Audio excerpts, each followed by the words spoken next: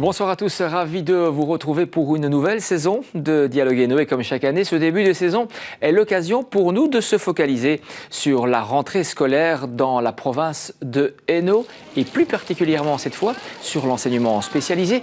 Coup de zoom sur l'Institut médico-pédagogique René Thon à Marchiennes-au-Pont. À l'Institut médico-pédagogique René Thon de Marchiennes-au-Pont, la rentrée est encore une fois un succès. Il est vrai que l'école provinciale primaire et secondaire de l'enseignement adapté a triplé son nombre d'élèves en 15 ans, dépassant cette année les 500 petites têtes blondes et brunes, dont 200 en primaire. Ici, nous accueillons des enfants type 1, 3 et 8. Donc, ce sont des enfants qui souffrent d'une déficience mentale légère et de difficultés d'apprentissage, essentiellement. Et de problèmes de comportement. C'est une pédagogie adaptée, une prise en charge adaptée, individualisée. On obtient quand même certaines réussites au niveau du CEB. On a aussi certaines réussites au niveau d'une réintégration dans l'enseignement ordinaire. Mais c'est quand même encore une petite proportion d'élèves, une vingtaine d'élèves, on va dire, sur les 200. Voici 5 ans, il n'y avait ici que du primaire. Désormais, l'enseignement secondaire a pris le pas. On a environ 320 élèves et comme section, nous avons la mécanique soudure, la mécanique automobile, le service aux personnes, l'hôtellerie, l'horticulture, la maçonnerie et bois-menuiserie. Je pense qu'on répond réellement à un besoin au niveau des élèves. Il faut savoir que l'enseignement que nous dispensons ici est un enseignement qualifiant. Donc les jeunes vont en stage, en entreprise et ont l'opportunité de trouver de l'emploi après.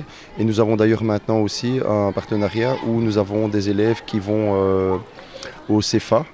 Donc, qui prestent deux journées au sein de l'école et 3 jours en entreprise. Et en général, ça ne se passe pas trop mal. Et pour répondre à cet afflux, la province de Hainaut a mis le paquet, érigeant de nouveaux bâtiments ultramodernes.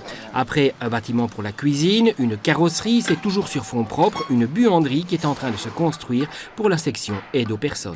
Il y aura donc 2 ateliers buanderie pour la section service aux personnes qui vont se trouver dans ce bâtiment, une loge pour un surveillant éducateur et un bureau pour le chef d'atelier de la dite section. Mais ce n'est pas le seul chantier en cours, un nouveau bâtiment de l'internat est en construction. En quelques années, on a eu la construction d'une nouvelle école secondaire, puis maintenant c'est la reconstruction de l'internat. C'est vrai que les bâtiments étaient assez vétustes. Comme vous l'avez dit, l'institution a triplé de volume au niveau population sur une quinzaine d'années.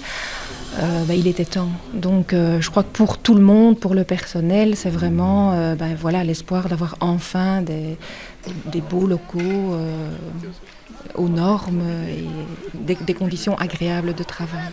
Indifférents à tous ces chantiers, les enfants, eux, sur le coup de 10 heures, se précipitent à la récréation, la première d'une longue série tout au long de l'année.